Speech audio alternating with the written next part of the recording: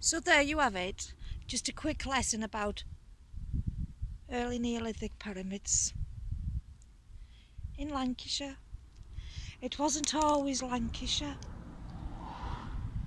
was it? And it wasn't always Yorkshire before that, was it?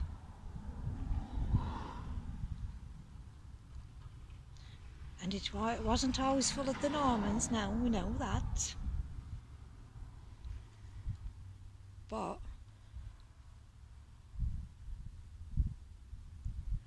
there's definitely pyramid influences, strange influences, pyramid shapes, pyramid builders. I don't know.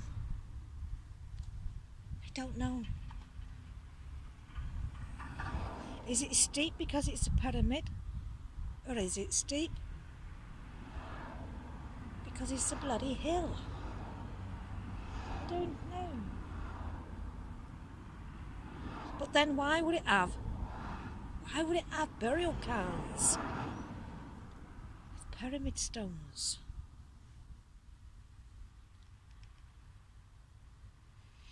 What was that word? What Maria said to me this morning? Maria Wheatley. D something or other. I'll look it up.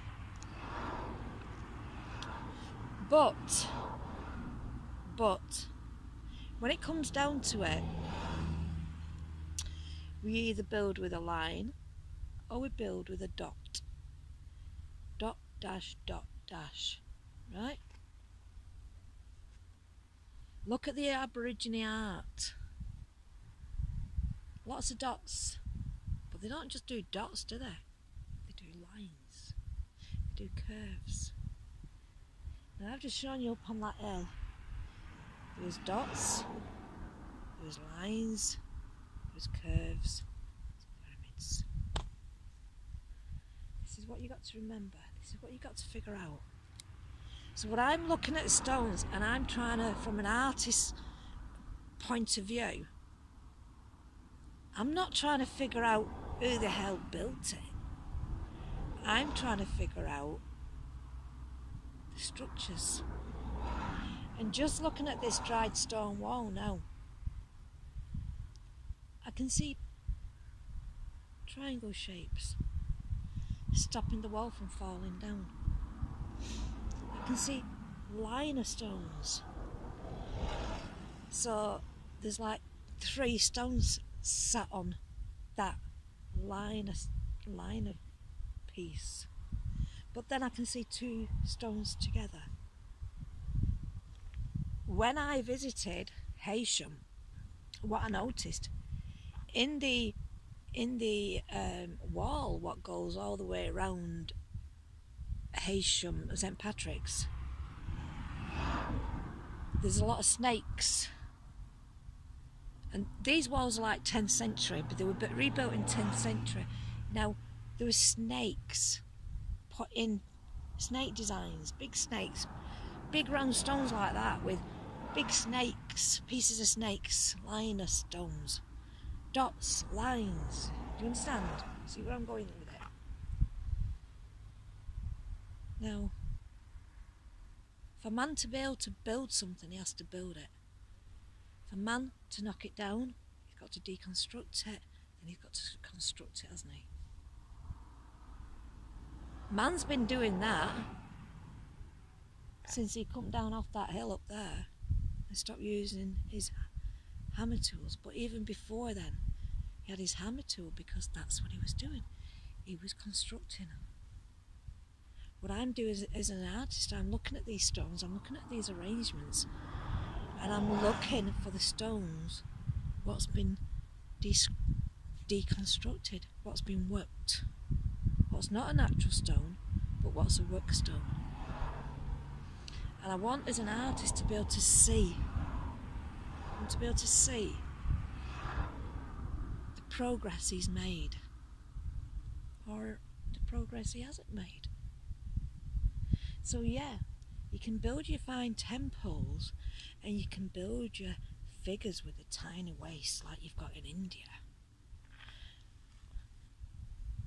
Right? And your fancy temples with your big willies and the boobs.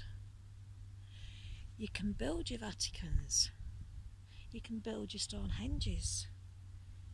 You can build your didgeridoos. But when it comes down to it, you've got to use your noggin. You've got to use your noggin and figure out, hang on, there's a mark there. Now, who left that there? I've just shown you up there, a black raven stone. Now, the raven mythology didn't really start in the UK till Odin brought it over. But yeah, I've just shown you. And if that professor from Lancaster University is right about that being an early neolithic stone, then that black raven is a stone marking. It's a stone offering. Somebody in early Neolithic days has left you and me an offering. I reckon that's pretty damn cool. Now, I've not touched that Odin stone. I'd love to pick it up. I would love to pick it up and bring it home and have it there. But you know what? Some things, and that's the beauty of art, and that's why I'm an artist, I'm looking for that wonderful contrast, that something what says, you know, it's like a kick up the backside. It's like, never mind, Odin, what about me? What about me?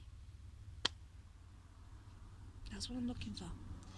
And it's like those what created the black bird, the black raven, in early Neolithic days. They was doing that for a reason. They was doing it to remind you and to remind me as an artist to stop ignoring things, to be inspired, to create a piece of artwork, to remember and never forget that they was there long before Odin was. And that's special. That's the beauty of art. That's the beauty of the human psyche. The messages not only from the graves and the tomb chambers, but the messages from the land, from the earth. That's what's magic. And that is what keeps me coming to places like this. Because that stone, when you find that stone, you can see it clearly points to another stone. There's another stone near it. So you think, oh my God, if that's a black raven, what's that one going to be? And you have to go and look. You know, curiosity killed the cat. And that's the beauty of art. That's the beauty of the stones. That's the beauty of nature. That's the beauty of, you know, for somebody to have to have sculptured or to construct that raven, to deconstruct it, to shape it. They must have been inspired by looking at a raven. Or they was inspired because they was taught about the raven. It must have had some sort of important story or meaning or tale. There might have been raven chiefs. Who knows? Who knows? But it's something to think about. That's art.